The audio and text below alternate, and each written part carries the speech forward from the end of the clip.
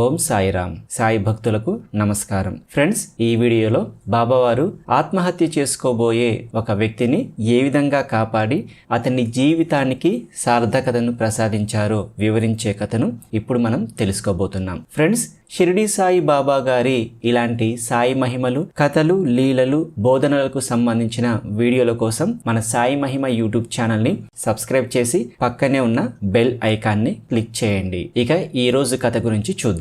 అది 1916 సంవత్సరం. ఆ రోజుల్లో పూనా నివాసియగు గోపాల నారాయణ అంబాడేకర్ అను బాబా భక్తుడు ప్రతి సంవత్సరం బాబా దర్శనానికి షిరిడి వెళ్ళేవాడు. ఈ గోపాల నారాయణ అంబాడేకర్ మొదటగా ఆబ్కారీ డిపార్ట్మెంట్లో 10 సంవత్సరములు ఉద్యోగం చేసి విరమించాడు. ఆ తర్వాత అతను ఎన్నో ఉద్యోగ ప్రయత్నాలు చేశాడు, కానీ అతనికి ఏ ఉద్యోగం దొరకలేదు. అందువల్ల అతని ఆర్థిక పరిస్థితి చాలా ఘోరంగా తయారైంది. దీంతో అతడు అనేక కష్టాలు పడాల్సి వచ్చింది. ఈ విధంగా దాదాపు 7 సంవత్సరాలు అతను ఉద్యోగం లేక, చేతిలో డబ్బులు లేక చాలా బాధలు పడ్డాడు. తన కష్టాలు తీర్చమని చాలా సార్లు షిరిడీకి రావడం, బాబాకు తన కష్టాలు చెప్పుకోవడం, కానీ బాబా మాత్రం ఏమీ స్పందించకుండా విని ఊరుకోవడం, ఈ విధంగా జరిగేది. ఇలా 7 సంవత్సరాలుగా ఎన్నో ఉద్యోగ ప్రయత్నాలు చేస్తూనే ఉన్నాడు, కానీ ఎలాంటి ఉద్యోగం దొరకలేదు. దీంతో ఆర్థికంగాను మానసికంగాను పూర్తిగా కుంగిపోయాడు. చివరికి అంబాడేకర్ ఇక తన కష్టాలు తొలగిపోవని, దీనికి చావొక్కటే పరిష్కారమని ఆత్మహత్య చేసుకొని ఈ కష్టాల నుండి విముక్తుడు కావాలని నిర్ణయించుకున్నాడు. అయితే అప్పట్లో షిరిడీకి వచ్చే భక్తులకు వసతి ఏర్పాట్ల కోసం కాకాసాహెబ్ దీక్షిత్ ఒక వాడాను కట్టించాడు. దీన్నే అప్పట్లో దీక్షిత్ వాడా అని పిలిచేవారు. అయితే ఈ దీక్షిత్ వాడాను ప్రస్తుతం సాయి మ్యూజియంగా ఉపయోగిస్తున్నారు. అప్పట్లో ఈ దీక్షిత్ వాడాకి దగ్గరలో ఒక బావి ఉండేది. ఈ గోపాల నారాయణ అంబాడేకర్ ఆ బావిలో దూకి ఆత్మహత్య చేసుకోవాలని నిర్ణయించుకున్నాడు. అయితే ఆ సమయంలోనే ఎవరో ఆ బావికి దగ్గరలోనే ఒక ఎడ్ల బండిని నిలిపి ఉంచారు. ఈ ఎడ్ల బండిపై అంబాడేకర్ విచారంగా కూర్చొని తన కష్టాలను తలుచుకుంటూ చావొక్కటే శరణ్యంగా భావించి ఆత్మహత్యకు మానసికంగా సిద్ధమవుతున్నాడు. కానీ ఎప్పుడైతే ఇతడు ఈ నిర్ణయం తీసుకున్నాడో అప్పుడే బాబా కూడా మరొక నిర్ణయం తీసుకున్నాడు. అదేంటంటే ఆ బావికి దగ్గరలోనే ఒక హోటల్ ఉండేది. ఆ హోటల్ యజమాని పేరు సగున్మేర్ నాయక్. ఇతను బాబాకు అంకిత భక్తుడు. ఈ గోపాల నారాయణ అంబాడేకర్ ఆత్మహత్య చేసుకోవాలని ఎడ్ల బండిపై విచారంగా కూర్చొని ఉండటం హోటల్లోని సగునమేర్ నాయక్ గమనిస్తాడు. ఇప్పుడు అంబాడేకర్ మానసిక స్థితిపై బాబావారు తమ అద్భుత ప్రభావాన్ని ఏ విధంగా చూపిస్తారో జాగ్రత్తగా గమనించండి. ఇక ఎప్పుడైతే ఈ అంబాడేకర్ బావిలో దూకి ఆత్మహత్య చేసుకుందామని ఎడ్ల బండి దిగి బావి దగ్గరకు వెళ్తున్నాడో దానికంటే ముందుగానే ఆ హోటల్ యజమాని సగున్మేర్ నాయక్ బాబా అద్భుత ప్రేరణ వల్ల తన దగ్గరున్న అక్కల్ కోట్కర్ మహారాజ్ గారి జీవిత చరిత్ర పుస్తకాన్ని తీసుకొని అంబాడేకర్ దగ్గరకు వెళ్లి అతనితో మహారాజు గారి జీవిత చరిత్రను చదివావా అని అడుగుతూ ఆత్మహత్య చేసుకోబోతున్న అతని చేతిలో ఈ పుస్తకాన్ని పెడతాడు. అనుకోని ఈ సంఘటనతో అంబాడేకర్ చాలా ఆశ్చర్యపోతాడు. తాను చనిపోవాలనుకుంటున్న జీవిత చివరి క్షణంలో ఈ విధంగా ఒక యోగి జీవిత చరిత్ర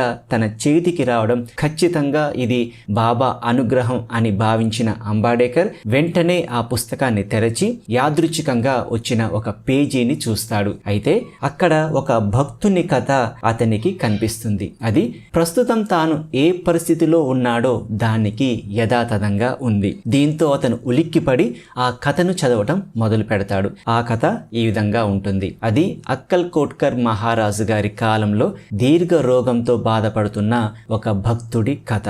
ఆ భక్తుడు బాగు కానట్టి దీర్ఘ రోగంతో బాధపడుతుంటాడు. అతను ఆ బాధను సహించలేక నిరాశతో ఒక బావిలో దూకి ఆత్మహత్య యత్నం చేస్తాడు. ఇది గమనించిన అక్కల్ కోట్కర్ మహారాజు గారు వెంటనే వచ్చి బావిలోంచి అతన్ని బయటకు తీసి ఇలా అంటాడు: గత జన్మ పాప పుణ్యములను నీవు అనుభవించక తప్పదు. కర్మానుభవం పూర్తి కాకున్నచో ప్రాణత్యాగము నీకు తోడ్పడదు.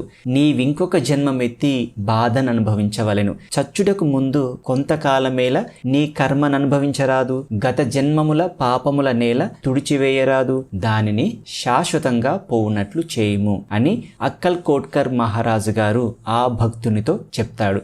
దీంతో ఆ భక్తుడు తన ఆత్మహత్య ప్రయత్నాన్ని విరమించుకుంటాడు. ఈ కథతో అంబాడేకర్కు జ్ఞానోదయం అవుతుంది. తాను కూడా చనిపోవాలనుకున్న నిర్ణయాన్ని విడిచిపెట్టేస్తాడు. ఈ కథతో మనం తెలుసుకోవాల్సింది ఏంటంటే, మనం చేసుకున్న పాప పుణ్యాలను మనం అనుభవించాల్సిందే, కానీ ఆత్మహత్యతో మనం వాటిని తప్పించుకోలేము. మన పాప పుణ్యాల వల్ల మనకు కష్టాలు, నష్టాలు, సుఖాలు కలుగుతుంటాయి. అయితే తీవ్రమైన కష్టాలు ఎదురైనప్పుడు వాటిని మనం పూర్తిగా అనుభవించకుండా ఆత్మహత్య చేసుకున్నట్లయితే ఆ మిగిలిన పాపకర్మను మళ్ళీ వచ్చే జన్మలో కూడా మనం అనుభవించాల్సి వస్తుంది. కాబట్టి ఈ కష్టాన్ని ఈ జన్మలోనే అనుభవించి ఆ పాపకర్మను తొలగించుకుంటే మన భవిష్యత్తు అలాగే వచ్చే జన్మ కూడా సుఖమయంగా ఉంటుంది. ఆత్మహత్య చేసుకునేందుకు చూపే ధైర్యాన్ని మన కష్టాన్ని తొలగించుకునేందుకు చూపిస్తే మన భవిష్యత్తు కూడా చాలా బాగుంటుంది కదా. ఈ విధమైన కథను చదివి అంబాడేకర్ చాలా ఆశ్చర్యపడ్డాడు. అతని మనసు కరిగిపోయింది.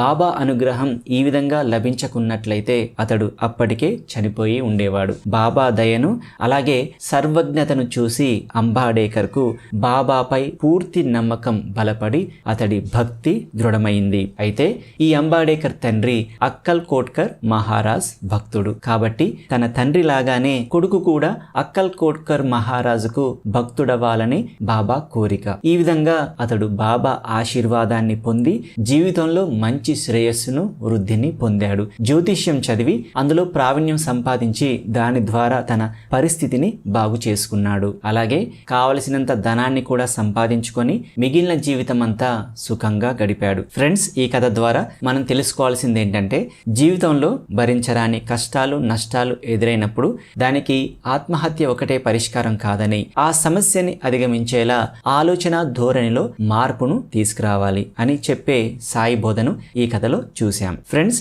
ఆత్మహత్య చేసుకోబోతున్న అంబాడేకర్ను బాబా ఏ విధంగా కాపాడి అతనికి మరో జీవితాన్ని ప్రసాదించాడో ఈ కథలో చూశారు కదా.